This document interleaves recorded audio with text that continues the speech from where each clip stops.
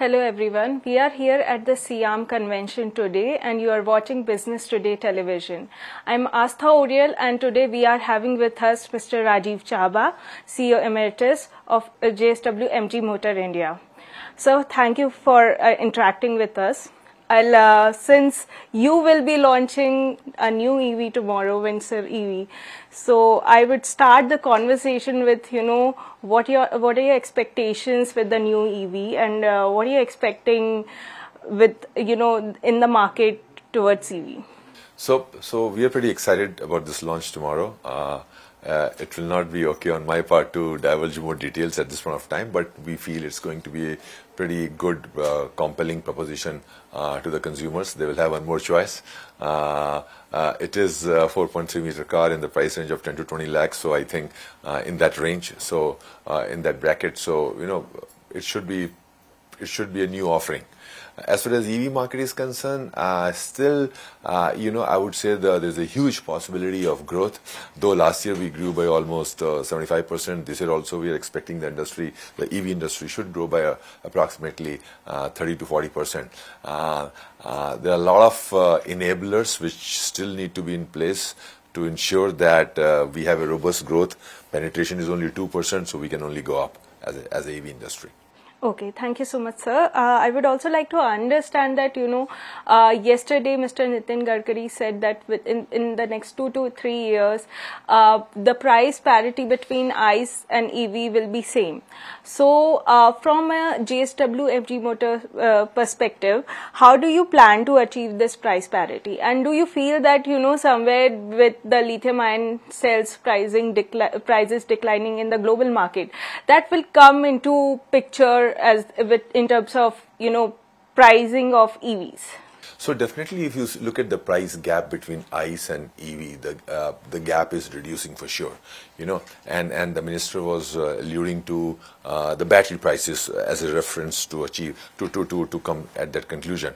And as we know, battery is one part, and there are a lot of other electronics and and also connected car components which are getting imported right now. But we all are in the process of localizing it in the next 3 or 4 years. So I would say directionally, the gap is bridging. Right now, the prices of lithium and some minerals are depressed, and that's why it's possible. Only thing is, this whole industry goes through a cycle. So after 3 or 4 years, where the prices would be, we don't know. From our perspective, as far as MG is concerned, we have been very, very competitive. In fact, we adjusted the price of both our EVs, ZS EV and Comet EV in the past. And tomorrow, hopefully, we should be able to launch our third EV at a very competitive price. So directionally, we are on that path, what Minister said. Okay, and by 2030, how much percentage of EV sales are you targeting in your portfolio? So in our portfolio, and right now, we are about 35% of our sales is happening on EV. After Windsor, it should be north of 50%. If you are talking about next 4 or 5 years, I would like to say that 60 to 70% of our sale probably would be EV.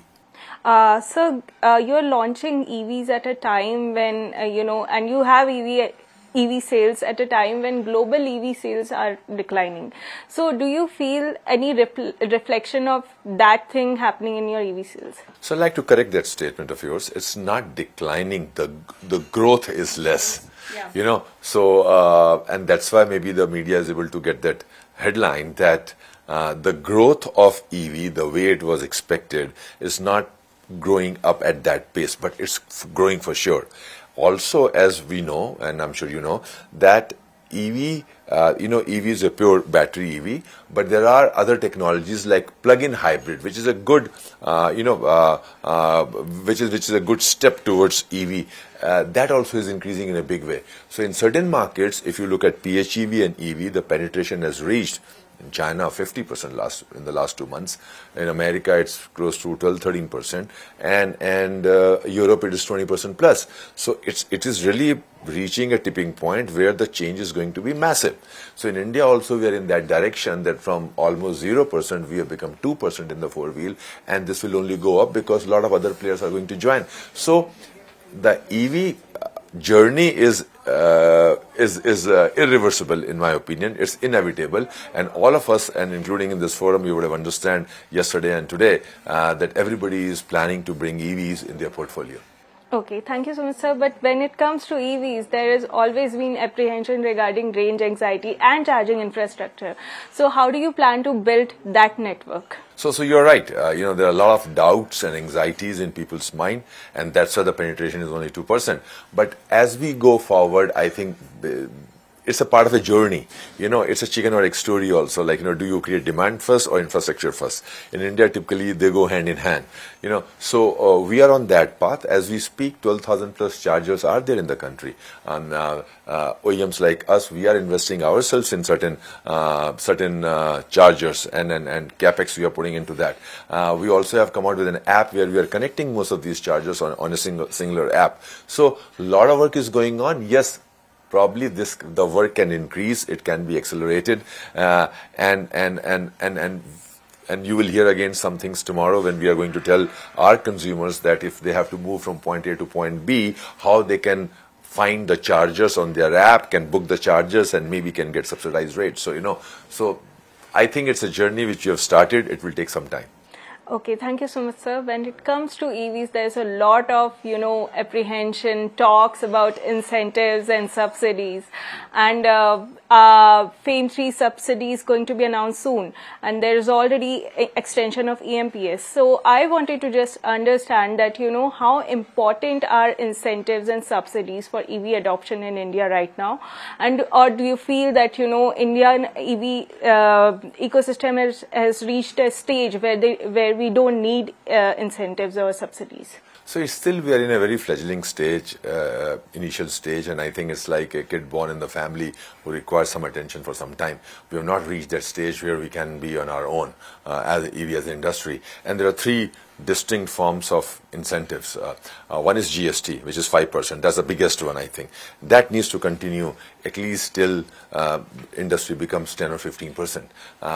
The second is the road taxation, exemption of road taxation by state government. And here it's very volatile. Some state governments decide from quarter to quarter or 6 months to 6 months, which is frankly very, very short-term based and keeps consumer confused. So that I think state governments need to provide a long-term policy. The third is the FAME. FAME, if you recall, the FAME 2 was actually given to only fleet operators for less than 15 lakhs of rupees. So that was to promote more commercial vehicles on the road where the cost of ownership comes down, and these taxis and ride-hailing cabs provide a better emission solution. So I think it needs to continue. Also, like we have been talking about the scrapping policy. When you do the scrapping policy and want to take out the old cabs and very BS2, BS3 polluting cars to the latest cars, EV cars, I think some incentive needs to be given by all the stakeholders, including OEMs and the government, to increase the pace of conversion. So I think support would be required, in my opinion, till we achieve a certain number, which is, I think, maybe 10% of the market. When we achieve, maybe that's the number where probably we don't need support. Thank you so much, sir. Talking about scrappage policy, I'm assuming that you're also offering 3% discount Yes. to the customers for scraping of old cars.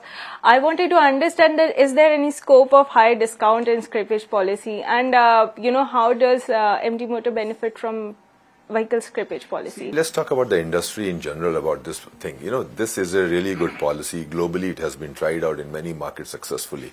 And frankly, there's a social cost attached to this whole program, because when you take out the older cars, which probably are polluting cars, it basically takes care of the pollution thing, takes care of road safety, takes care of road congestion, and then also, you are stuck in a traffic that, just imagine the average speed is maybe 10 kilometers per hour. So even the more fuel consumption. So there's a social cost to this whole thing, because why I'm talking about the social congestion, because the congestion on the road, because one car gets stuck due to it's an old car because of safety issue or whatever, then you are stuck in the traffic. So I think it should be seen from that perspective, and this is what in SIAM we have been talking about it with various government agencies, that there should be huge incentive by all stakeholders, including OEMs. We have agreed 3%, and I'm sure when people start seeing the success of it, this 3% probably will become 4 or 5 or 6. Okay, sir, my last question would be that, with the upcoming festive season, what are your expectations? See, we definitely hope this festive season will bring more cheer to our dealers and retails. We from MG side have already released our best possible scheme as of now in this year. We are launching a new car next year. Last 2-3 months have not been that cheerful because of extreme weather issues, heat issues in certain pockets, floods in some pockets, and obviously there were some demands, some pent-up demand which frankly almost got fulfilled. With the new launches, new mood, new festival season, new everything, and the new schemes which everyone is doing, including us, hopefully there should be an accelerated growth in the next 2-3 months. Thank you for watching Business Today Television. Thank you very much.